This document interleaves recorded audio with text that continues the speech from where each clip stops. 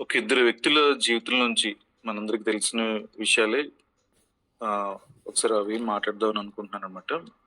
ఒకటి దావీదు జీవితం నుంచి, రెండు యేసేపు జీవితం నుంచి.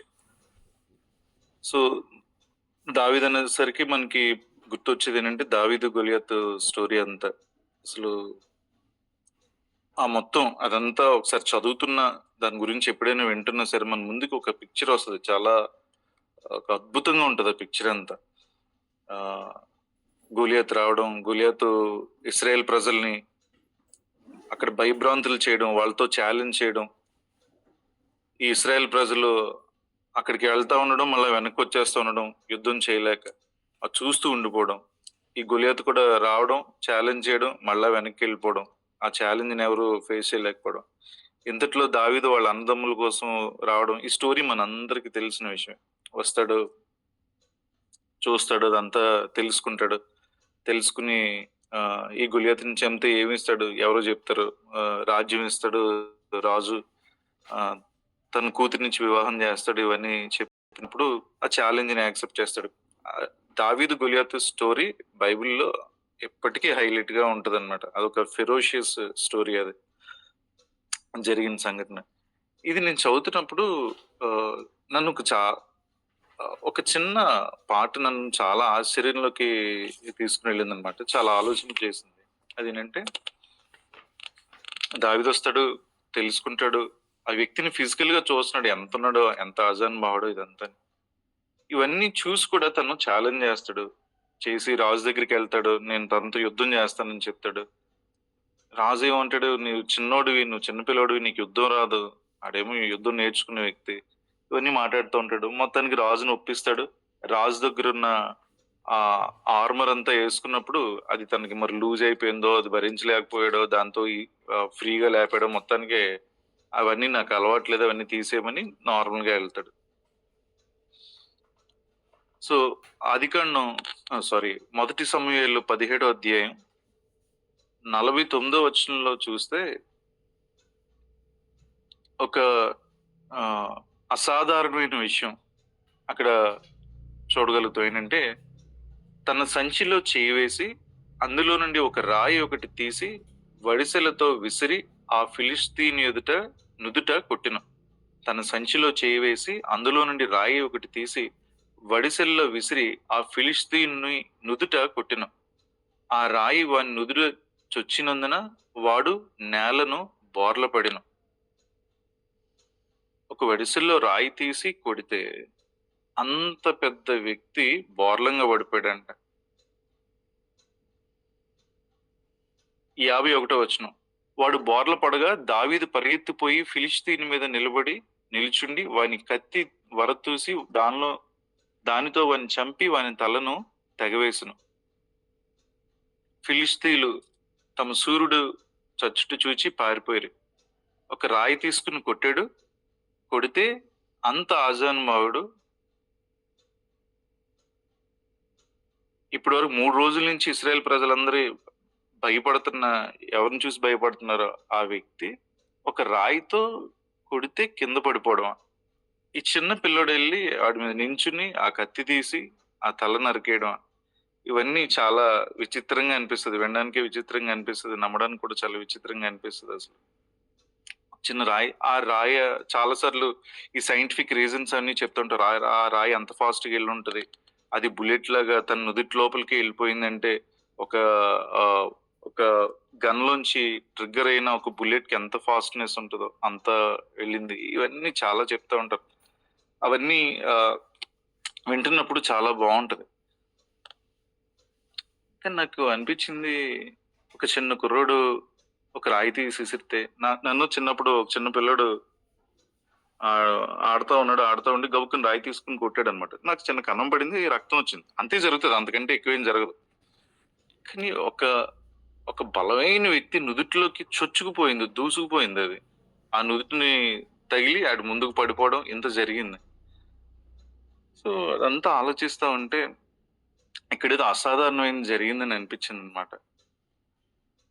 అలాగే యోసేపు, దీని గురించి మళ్ళీ మాట్లాడదాం. యోసేపు కూడా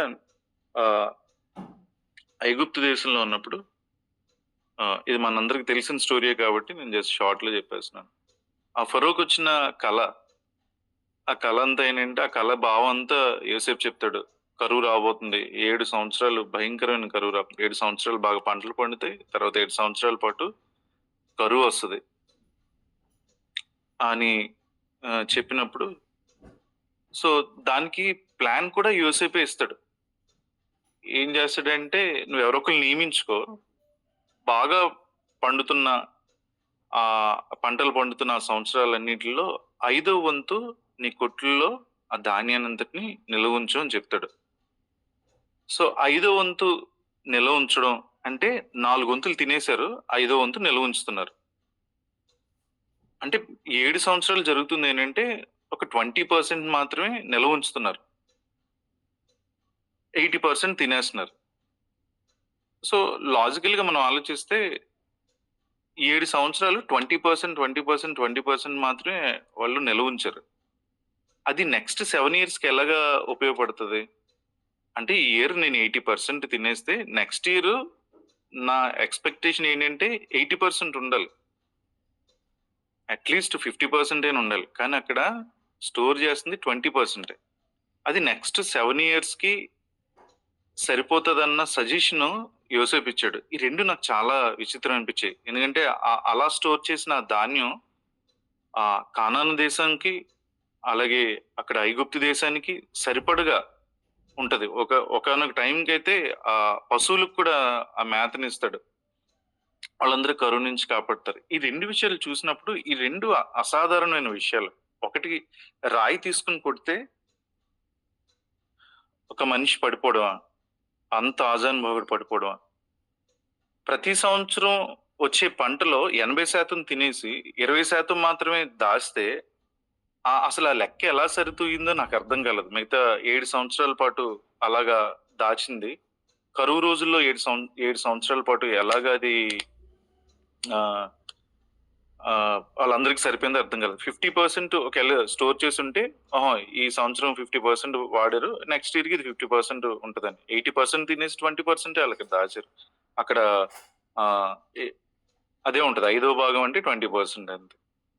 సో, ఈ 2 చూసినప్పుడు, ఈ 2 ఆలోచించినప్పుడు మొట్టమొదటి దావీదు దగ్గరికొచ్చినప్పుడు నాకనిపించింది,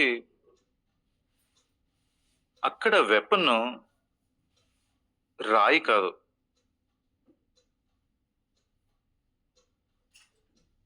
ఆయుధం రాయి కాదు. దావీదు చేతిలో ఉన్న రాయి ఆయుధం కాదు. దేవుని చేతిలో ఉన్న దావీదే ఆయుధం అని నాకనిపించిందనమాట.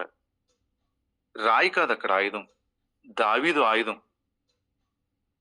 ఫిజికల్‌గా మనకు కనబడుతుంది రాయి గాని, దాని వెనుకున్న దేవుడి చేతిలో ఉన్న దావీదు అక్కడ గొలియాతుని చంపాడు. దావీదు చేతిలో ఉన్న రాయి కాదు గొలియాతుని చంపింది. అది నాకు చాలా చాలా ఆశ్చర్యం అనిపించిందనమాట. ఒక ఫిజికల్‌గా చూస్తే అది అసంభవం. కానీ దాని వెనుకున్న వ్యక్తి, ఆ రాయిని పట్టుకున్న వ్యక్తి, దావీదు దేవుని చేతిలో ఉన్నాడు. కాబట్టి దేవుని చేతిలో ఉన్న దావీదుని దేవుడు ఒక వెపన్ కింద వాడుకున్నాడు అక్కడ శత్రువుని చంపడానికి. ఎందుకంటే అదే మొదటి సమూయేలు 17వ అధ్యాయం 50 వచనం ఒకసారి చూస్తే, దావీదు ఫిలిష్తీయుని కంటే బలాఢ్యుడై ఖడ్గము లేకే వడిసెలతో ఫిలిష్తీయుని కంటే బలమైన వ్యక్తిగా మారిపోయాడంట. ఫిలిష్తీయుని కంటే బలమైన వ్యక్తికి ఎలా మారిపోతాడు? ఒక చిన్న పిల్లోడు, ఎక్కడ కూడా యుద్ధం నేర్చుకోలేదు. ఎక్కడ గొర్రెలు కాపరి అంతే. అక్కడుండి పిల్లన్గురు ఊదుకునే వ్యక్తి ఎక్కడి నుంచి అంత బలం ఎలా వచ్చేస్తది? కాబట్టి ఈ బలం, ఆహ్, ఆహ్, గొలియాతు మీద వాడబడిన ఆ ఆయుధం, ఇవన్నీ ఫిజికల్ కాదు. అక్కడ కనబడుతున్న ఒడిసెలు గాని, రాయి గాని కాదు. గొలియాతు మీద వాడబడిన ఆయుధం ఏంటంటే దావీదు. దేవుని చేతిలో ఉన్న దావీదు ఒక ఆయుధం కింద వాడబడ్డాడు.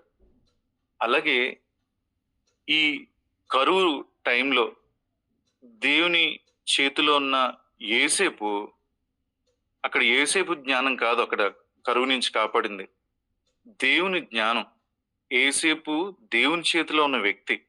కాబట్టి ఆ పరిస్థితిలో యోసేపుని వాడి దేవుని జ్ఞానం చేత, ఎందుకంటే 20% అనేది సేవింగ్ అనేది అక్కడున్న పరిస్థితిని రిజాల్వ్ చేయదు. పరిస్థితినికి ఆ సొల్యూషన్ ఇవ్వదు. కానీ ఆ యోసేపుని దేవుడు తన జ్ఞానం చేత నింపాడు. ఎందుకంటే యోసేపు దేవుని చేతిలో ఉన్న వ్యక్తి. ఈ 2 విషయాలు చూసినప్పుడు దేవుని చేతిలో ఉన్న వ్యక్తి ఖచ్చితంగా వాడబడతాడు. ఆ వ్యక్తి చేతిలో ఏమీ లేకపోవచ్చు. ఆ వ్యక్తి జీవితంలో ఏమీ లేకపోవచ్చు. ఏ బలం లేకపోవచ్చు. దావీదు చెప్తున్న ఆ బలం దావీదు బలం కాదు. యోసేపు జీవితంలో ఉన్న ఆ జ్ఞానం యోసేపుది కాదు. దేవుడే దావీదుకి ఆ బలాన్ని ఇచ్చాడు. దేవుడే యోసేపుకి ఆ జ్ఞానాన్ని ఇచ్చాడు. ఎందుకంటే వాళ్ళిద్దరూ కూడా దేవుని చేతిలో ఉన్న వ్యక్తులు. మనం చాలా సార్లు దేవుని చేతిలో బలంగా వాడబడాలని మనం అనుకుంటాం. దాంట్లో ఉన్న సీక్రెట్ అంతా ఏంటంటే, అలా వాడబడాలంటే మొట్టమొదట మనం దేవుని చేతిలో ఉండాలి. దేవా, నీ చేతిలో నేను బలమైన పనిముట్టుగా వాడబడాలని నేను ఆశపడుతున్నాను ప్రభు అని మనం చాలా సార్లు ప్రార్థన చేస్తూ ఉంటాం. దానికి మొట్టమొదటి మెట్టు ఏంటంటే ఆయన చేతులకు మనం రావడం. దావీదు దేవుని చేతుల్లో ఉన్న వ్యక్తి. యోసేపు కూడా దేవుని చేతుల్లో ఉన్న వ్యక్తి. దావీదు దేవుని చేతిలో ఉన్న వ్యక్తి అని నేను ఎలా చెప్పగలనంటే, మొదటి సమయాలు 17వ అధ్యాయం అక్కడ దేవుని యొక్క గొప్పతనాన్ని అక్కడ సౌలుతో మాట్లాడుతున్నప్పుడు ఒకసారి ఆ వచనం ఒకసారి చెప్తాను చూడండి.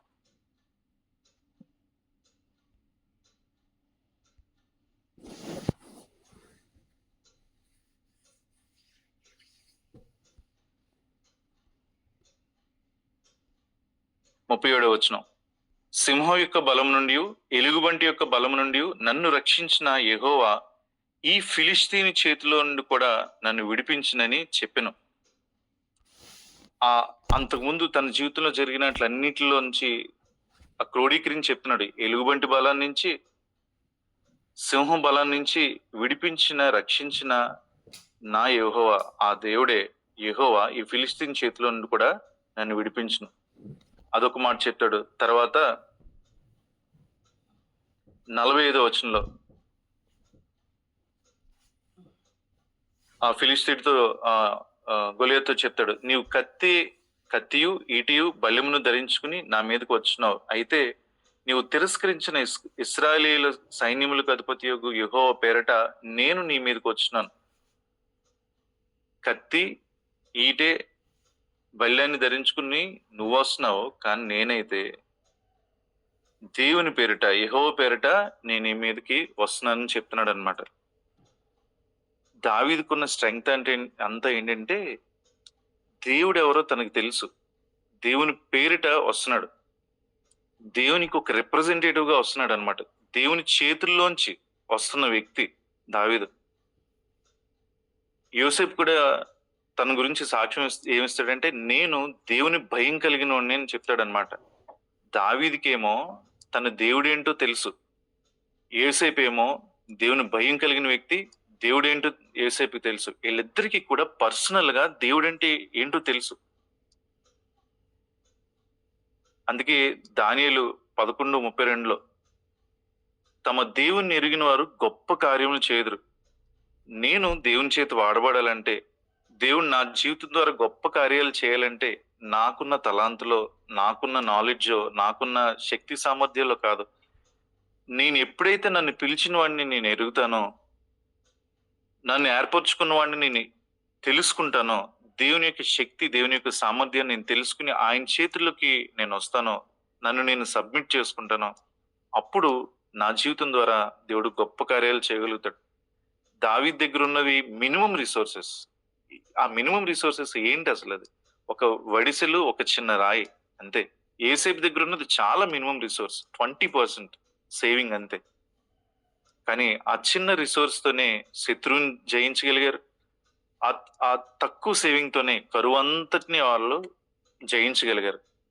దానికి కారణం ఏంటంటే, వీళ్ళిద్దరూ ఆధారపడింది, వీళ్ళిద్దరూ తెలుసుకున్నది, వాళ్ళని పిలిచిన ఆ స్థితిలోకి వాళ్ళని పిలిచిన దేవుణ్ణి వాళ్ళు తెలుసుకున్నారు కాబట్టి, ఆ సామర్థ్యం మీద వాళ్ళు ఆధారపడ్డారు కాబట్టి అంత గొప్ప కార్యాలు చేయగలిగారు అనమాట.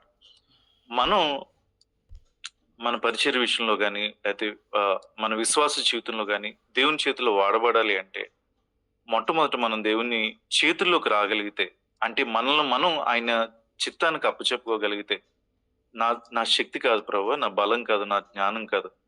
నువ్వు నన్ను నడిపించు అని ఆయన చిత్తానికి లోబడే వ్యక్తులుగా అయితే, మన దగ్గర ఏమీ లేకపోవచ్చు. మన జీవితం ద్వారా దేవుడు అద్భుతాలు చేయగలుగుతాడు.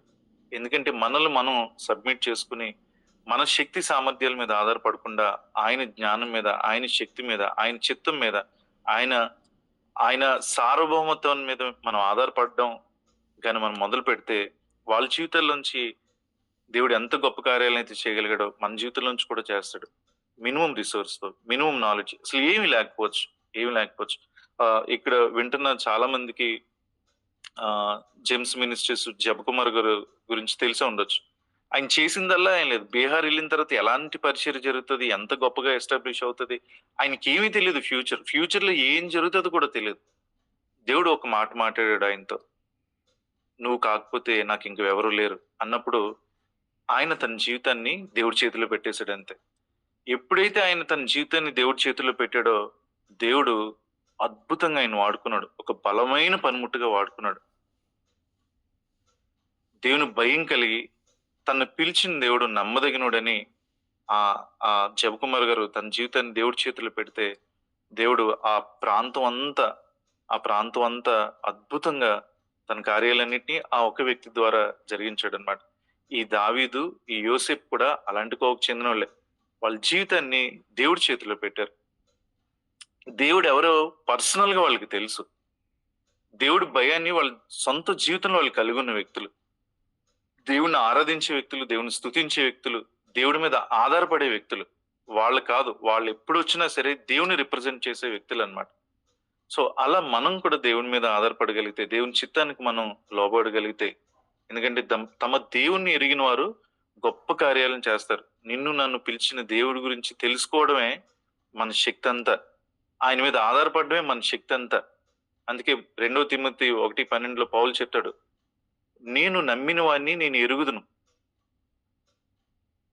నేను ఎవరినైతే నమ్ముతున్నానో నేను ఎరుగుదును."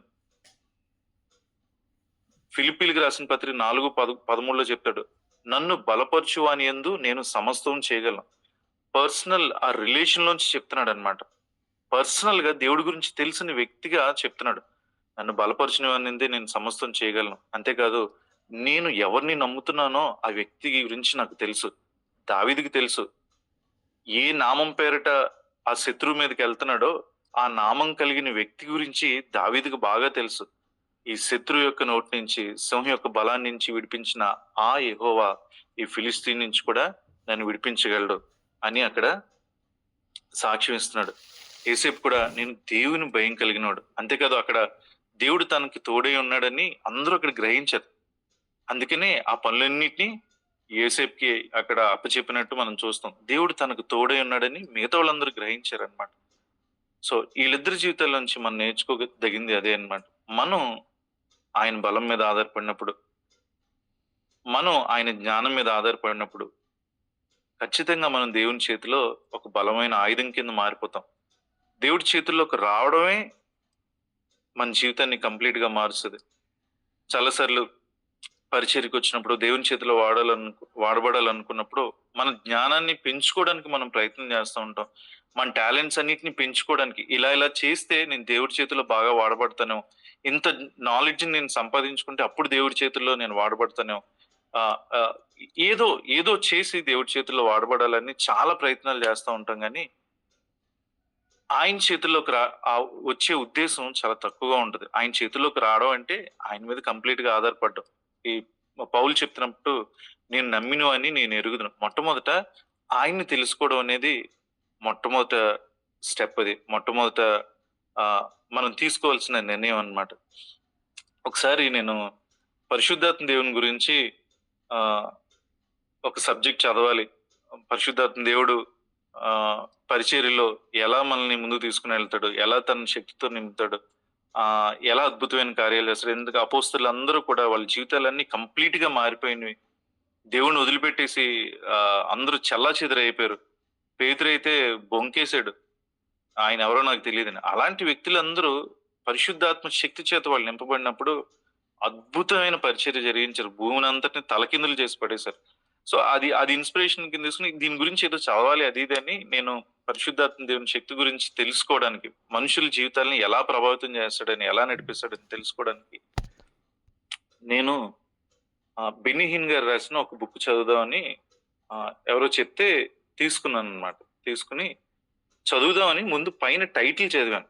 అది టైటిల్ చదివిన వెంటనే నా నా నా సోల్ అంతా సాటిస్ఫై అయిపోయిందనమాట.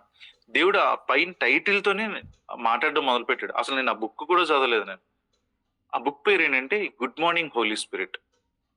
పరిశుద్ధాత్మ దేవా అండ్ పరిశుద్ధాత్మ శుభోదయం. 'గుడ్ మార్నింగ్ హోలీ స్పిరిట్', పరిశుద్ధాత్మ శుభోదయం. అది చూసినప్పుడు నాకెంత సంతోషం అనిపించిందంటే, మనం చెప్పాల్సింది అంటే ఆ రిలేషన్ చూడండి. పరిశుద్ధాత్మ శుభోదయం అని చెప్తున్నామంటే, అంటే గుడ్ మార్నింగ్ అని చెప్తున్నట్టు. అంటే ఆయనతో ఆ ఫెలోషిప్, ఆ పర్సనల్ ఫెలోషిప్ అన్నమాట. ఆ ఫెలోషిప్ లోంచే దేవుడు తన కార్యాలన్నీ చేయగలుగుతాడు. ఆ ఫెలోషిప్ లోంచి దేవుడు తన సామర్థ్యాన్ని అంతటిని మనలో పోస్తాడు. ఆ ఫెలోషిప్ లోంచే దేవుడు తన జ్ఞానాన్ని మనలో ఉంచుతాడు. తన చేతిలో బలమైన పనిముట్టుగా వాడతాడు. ఎవరికి మనం గుడ్ మార్నింగ్ చెప్తాం? ఎవరిని మనం విష్ చేస్తాం? మనం బాగా ఇష్టపడిన వ్యక్తుల్ని, బాగా తెలిసిన వ్యక్తుల్ని.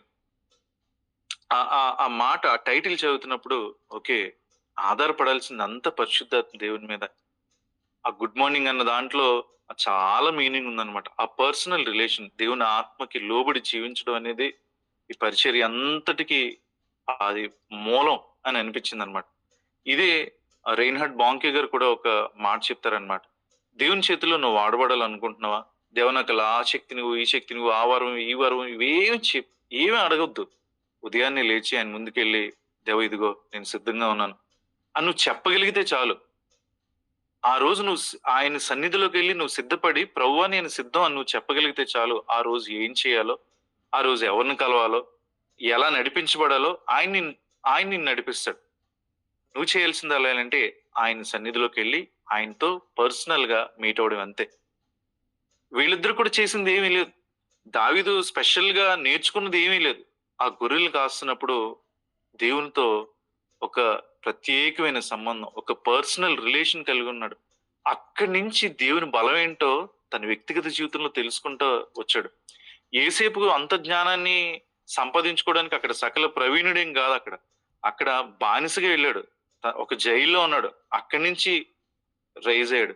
కానీ ఆ స్థితిలో ఉన్నప్పుడు కూడా యోసేపు దేవుని భయం కలిగి తన దృష్టి అంతా దేవుని మీద పెట్టుకున్న వ్యక్తి కాబట్టి వాళ్ళకున్న మినిమం రిసోర్సెస్, వాళ్ళకున్న ఆ మినిమం సిచ్యువేషన్స్ అన్నిటిలో దేవుడితో కలిసి నడిచిన వ్యక్తులు కాబట్టి, ఇదిగో ప్రభువా నేను చేతిలో వాడబడ్డానికి నేను సిద్ధంగా ఉన్నాను అన్న హృదయం కలిగిన వ్యక్తులు. ఇదిగో నేను ఉన్నాను ప్రభువా అని దేవుడితో సంతోషంగా ఉన్న వ్యక్తులు కాబట్టి ఈ పరిస్థితులన్నిటిలోంచి దేవుడు వాళ్ళని వాడుకున్నాడు. మోషేని కూడా వాడుకోవడానికి మోషే దగ్గరే ఉంది. సకల ప్రవీణుడు, సకల విద్యలు తెలిసినాడు. ఆ విద్యలన్నిటిని పక్కన పెట్టి మోషేకి తన శక్తినిచ్చి, తన ఆత్మతో నడిపించి, తన సన్నిధితో నడిపించి ప్రజలందరినీ విడుదల చేయడానికి మోషేని వాడుకున్నాడు. అక్కడ ఐగుప్తు దేశానికి సంబంధించిన ఆ ప్రావీణ్యత, ఆ జ్ఞానం, ఇవేవి కూడా దేవుడు మోషే జీవితంలో ఉన్న వాటిని అన్నిటిని దేన్ని కూడా టచ్ చేయలేదు. అట్లన్నిటిని పక్కన పెట్టాడు. ఆ ప్రావీణ్యత, ఆ జ్ఞానం దేవుడికి అవసరం లేదు. దేవుడు మోషే యొక్క ఆ తగ్గింపుతనాన్ని, మోషే యొక్క ఆ నమ్మకత్వాన్ని, మోషే యొక్క సాత్వికాన్ని ఉపయోగించుకుని అనేక మంది యొక్క విడుదలకి మోషేని ఒక కారణంగా చేశాడు. దావీదు యొక్క కృతజ్ఞత భావం, దావీదు యొక్క పర్సనల్ రిలేషన్, దేవునితో ఉండే ఆ పర్సనల్ సంబంధం, దేవుని చూసి తన హృదయం సంతోషించే విధానం. దావీదు గురించి అందుకే దేవుడు గొప్ప సాక్ష్యం చెప్తాడు, నా హృదయానుసారుడు. అంటే దేవుని హృదయం ఏంటో దావీదు హృదయం కూడా అదే, దేవుని ఆలోచన ఏంటంటే దావీదు ఆలోచన కూడా అంతే. అంటే ఆ రిలేషన్ లోంచి దావీదు ఒక గొప్ప వ్యక్తిగా వచ్చాడు. యోసేపు కూడా అంతే, దేవుని తోడు కలిగిన వ్యక్తి, దేవునితో పాటు నడిచిన వ్యక్తి. దేవుడు తనకు తోడై ఉన్నాడు అంటే దేవుని ఆజ్ఞలకు లోబడే వ్యక్తి, దేవునికి భయపడే వ్యక్తి, దేవుని ఎదుట పాపం చేయకూడదు, ఆయన ముందు నేను సరిగా ఉండాలని తన జీవితాన్ని సరి చేసుకుంటూ భయభక్తులు కలిగి ఎలైన్ అయిన వ్యక్తి, దేవుడితో పాటు ఎలైన్ అయిన వ్యక్తి. మోషే అయినా, దావీదైనా, యోసేపు అయినా, దానియేలైనా, దేవుని గ్రంథంలో రాయబడిన ఈ దైవజనులందరి జీవితాలన్నీ చూస్తే వాళ్ళకి సామర్థ్యాన్ని ఇచ్చింది దేవుడు, వాళ్ళని వాడుకుంది దేవుడు. వాళ్ళ సామర్థ్యాన్ని కాదు, వాళ్ళ న్యాచురల్ ఎబిలిటీస్ ని దేవుడు వాడుకోలేదు. దాన్ని మించి అద్భుతమైన జ్ఞానంతో, అద్భుతమైన శక్తితో, అద్భుతమైన తన సన్నిధితో వాళ్ళు నింపి నడిపించాడు దేవుడు. దానికి కారణం ఏంటంటే వాళ్ళ జీవితాల్ని దేవుడి చేతిలో పెట్టారు. కాబట్టి ఈ మాటలు వింటున్న మనందరం తెలుసుకోవాల్సింది ఏంటంటే, నువ్వు దేవుని చేతిలో పనిముట్టివి, నువ్వు దేవుని చేతిలో బలమైన ఆయుధానివి, నేను దేవుని చేతిలో బలమైన ఆయుధాన్ని. కాబట్టి మనం తెలుసుకోవాల్సింది అంతా ఏంటంటే, మనకున్న శక్తి సామర్థ్యాలు మనం తెలుసుకోవడం కాదు, మనకున్న సామర్థ్యం ఏంటి ఆ సామర్థ్యం మీద ఆధారపడడం కాదు, మనల్ని పిలిచిన దేవుణ్ణి తెలుసుకోవడమే, మనం నమ్మిన దేవుణ్ణి ఎరగడమే, మనల్ని బలపరిచే దేవుని మీద ఆధారపడమే. ఇలా చేయగలిగి మన జీవితాన్ని ఆయన చేతుల్లో పడితే ఖచ్చితంగా దేవుడు రానున్న రోజుల్లో ఒక బలమైన ఆయుధంగా శత్రువుని చీల్చి చెండాడే, ఈ లోకం అంతా కూడా శత్రువు చేతిలో మగ్గిపోతుంది, ప్రజలందరూ కూడా వాడి చేతిలో నాశనం అయిపోతున్నారు. నీ దగ్గర ఉన్న మినిమం రిసోర్స్ తో మాక్సిమం రిజల్ట్ తీసుకురాగలుగుతాడు దేవుడు. నువ్వు ఏ స్థితిలో ఉన్నా సరే, అయ్యో నా పరిస్థితి బాగోలేదు, నా పరిస్థితే బాగోలేదు, నేనే ఇలాంటి స్థితిలో ఉన్నాను, నేనేం పరిచయం చేయగలుగుతాను, నేనేం దేవుడి చేతిలో వాడబడతాను నువ్వు అనుకోవచ్చు. కానీ ఆ జైల్లో ఉన్న, ఆ ఖైదీలో బానిసగా ఉన్న యోసేపుని ఆ ఐగుప్తు దేశం అంతటికి ఇంచుమించు రాజుగా మార్చాడు. మన సామర్థ్యం దేవుడికి అవసరం లేదు, మన శక్తి, మన జ్ఞానం, మన బలం, మనకున్న టాలెంట్స్ దేవుడికి అనవసరం. మనం ఆయనకు కావాలి. మనం ప్రభు ఇదిగో నేను నీ చేతులకి నా జీవితాన్ని నేను అప్పచెప్పుకుంటున్నాను.